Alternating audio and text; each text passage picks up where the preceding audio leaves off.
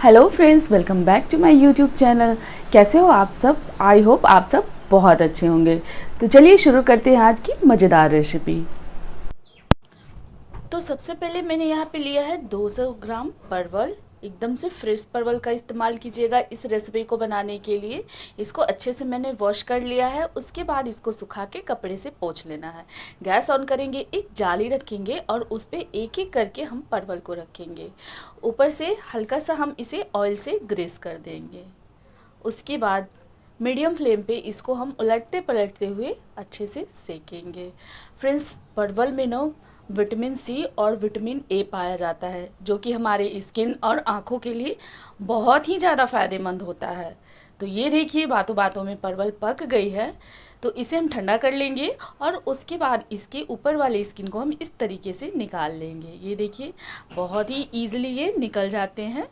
तो इस तरीके से इसे हमें निकाल देना है।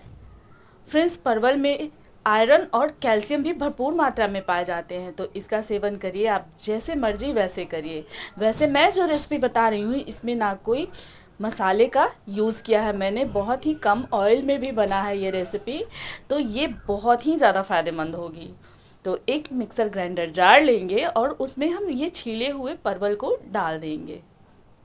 उसके बाद यहाँ पे मैंने लिया है छीली हुई लहसुन 3 से 4 कलियाँ, हरी मिर्च लेंगे एक, साथ ही अदरक का 1 इंच टुकड़ा लेंगे, धनिया पत्ती ले लेंगे और काला नमक डालेंगे। थोड़ा पानी डाल के इसे हमें दरदरा पीस लेना है। तो ये देखिए, ये एक धमाकेदार चटनी बन के हो गई है तैयार। तो फ्रेंड्स, मैंने इसे लंच में बनाया है, लंच के लिए। तो मुझे आज सब्ज़ी बनाने का बिल्कुल मन नहीं कर रहा था, तो मैंने झटपट ये रेसिपी बना ली। ऊपर से डालेंगे ये सरसों का तेल और इसके बाद इसे हम कर लेंगे मिक्स। तो ये देखिए, ये हो गई हमारी रेसिपी तैयार।